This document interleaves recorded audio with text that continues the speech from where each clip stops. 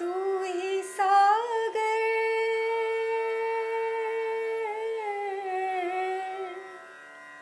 तू ही सागर है तू ही किनारा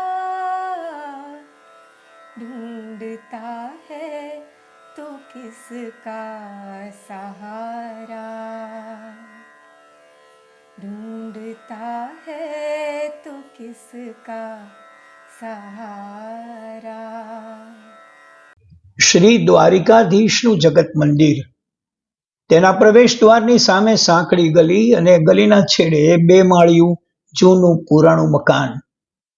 એ મકાનમાં સાંકડો દાદરો ચડો એટલે એક જન્મજાત કલાકારનું સામ્રાજ્ય. કશી જાહો જલાલી નહીં, પણ કલાની ખુશ્બુ તરફ મહેકતી. 35 વર્ષો સુધી નગરના ચોકમાં કાચનો ધંધો કરનાર જીવ છાયાચિત્રકાર છે તેવું કોઈ સ્વીકારે નહીં. અને હા, આજે કેન્સરની કાતિલ સર્જરી પછી બોલતા પહેલા મોઢે માસ્ક બાંધીને માત્ર થી અદ્ભુત છાયાચિત્રો કરનાર એ સવજી છાયાને મળો તો તમે એને કલાકાર તરીકે સ્વીકારી ન શકો. પણ આપણે સવજી છાયાની વાતો નથી કરવી, પણ આપણે તો એના સ્ટુડિયોની અગાસીમાંથી ફરકતી દ્વારિકાધીશની ધજાને સલામ કરવી છે. દિવસમાં 5 વાર ધજાજી ચડે ને ઉતરે એ પોતાની મોજમાં પળે પળ માણવા હોય તો સવજી છાયાની અગાસી જેવું ઋણું કોઈ સ્થાન નથી. અને ફરકતી ચડતી ઉતરતી ધજાને નિહાળવામાં સવજીના પાડોશીના ઘરનું નામ વચ્ચે ગજબ હાજરી પૂરે છે. શા માટે ખબર છે? ધજાજી સામે નજર એકસ્થ થઈ હોય ને જ્યાં જરા ગરદન ઝૂકે ત્યાં વંચાય કૃષ્ણની પાસે. બે ઘડી થયું કે આ ચિત્ત પર શબ્દો આવીને યાદ આપે છે કે આપણે કૃષ્ણની પાસે છીએ. ના, આપણે હજુ એ કક્ષાએ પહોંચ્યા નથી. એ તો સવજી છાયાના પાડોશીના ઘરનું નામ છે. જ્યાં દ્વારિકાધીશની ધ્વજા ફરકે છે ત્યાં જ બે શબ્દો છે, કૃષ્ણની પાસે. ઉપર જતી ધજા પણ કૃષ્ણની પાસે ને નીચે ઉતરતી ધજા પણ કૃષ્ણની પાસે.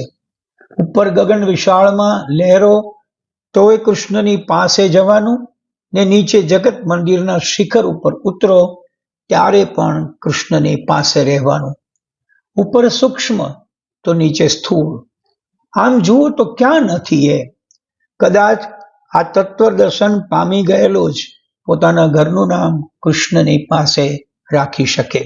હા, આપણને આ સંકેત છે કે હર પળ યાદ રાખો, પ્રતિપળ સ્મરણમાં રાખો કે તમે કૃષ્ણની પાસે જ છો. તો દુઃખ, દર્દ, નિરાશા, હતાશા નજીક ક્યાંથી ફરકશે? બીજી વાત કરવી છે નડિયાદના નાગરવાડાની. ગુજરાતમાં સાક્ષરવર્યોની યાદી બનાવીએ તો તેમાં 9 સાક્ષરો મોખરે રહે અને 9 આ નાગરવાડામાં નડિયાદમાં વસનારા છે. આ પણ કેવો સુભગ સમન્વય છે. જ્ઞાની પંડિતોનું ઠેકાણું ગણાતા નાગરવાડામાં આપણી વિરલ નવલકથા સરસ્વતી ચંદ્રના સર્જક ગોવર્ધનરામ ત્રિપાઠીનું ઘર કે જે આજે ગોવર્ધનરામ સ્મૃતિ મંદિર તરીકે સચવાયું છે. 19મી સદીના ઘરોમાં એક તે જૂનાગઢના દિવાન છગનલાલ પંડ્યાનું, તો વળી એક મસ્ત કવિ બાલાશંકર કંઠારિયાનું ને આપણા ધર્મચિંતક મણિલાલ નભુભાઈ દ્વિવેદી પણ અહીં જ વસતા. પણ આ સૌમાં મહામુત્સદી ગણાતા મનસુખરામ ત્રિપાઠે તો ગોવર્ધનરામની બાજુમાં જ રહેતા. આજે પણ એમના મકાનો જેમના તેમ છે. પણ એ સૌમાં ધ્યાન ખેંચે છે એક મકાન કે જેનું નામ છે અતિ સુખભુવન. હાજી, અતિ સુખભુવન. સંશોધકો કહે છે કે અહીં ગોવર્ધનરામના ભાણિયા રહે છે. તેમના કુટુંબમાં સુખધારી વ્યક્તિત્વ ઘણા થયા. મનસુખરામ, તનસુખરામ, પ્રસન્ન સુખરામ વગેરે. આથી તે મકાનનું નામ જ રાખી દીધું છે અતિ સુખભુવન. જૂનો પ્રાચીન સ્મૃતિ તાજી કરતો હિલાલો અને એમાં કોઈ મકાન પર લખ્યું હોય અતિ સુખ ભુવન, તો અકારણ જ દિલ પુલકિત થઈ જાય કે નહીં? જ્યાં અતિ સુખનો નિવાસ હોય ત્યાં વળી ગમગીની કે ગ્લાની ક્યાંથી ફરકી શકે? સાક્ષરો અહીં વસતા હતા, તેની સાબિતી આથી વિશેષ કઈ હોઈ શકે? પોતાના ઘર પર કૃષ્ણની પાસે કે અતિ સુખ ભવન લખનાર પરમ સંતોષ વ્યક્ત કરી પોતાને અને તે વાંચનારને એક ઊંચાઈ સુધી લઈ જાય છે, એ તો નક્કી છે. દ્વારિકા હોય કે નડિયાદ, ત્યાં વસતી ચેતના પોતાના સ્પંદનો ચો તરફ પ્રસ્તાવતી જ રહે છે. કવિયત્રી પન્ના નાયક આપણું દુઃખ અને આપણું સુખ એ પરિમાણ આમ વ્યક્ત કરે છે.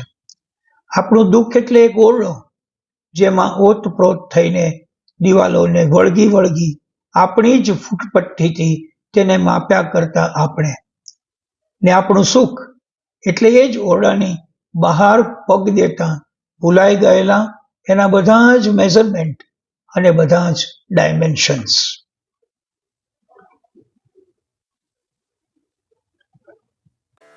तू ही सागर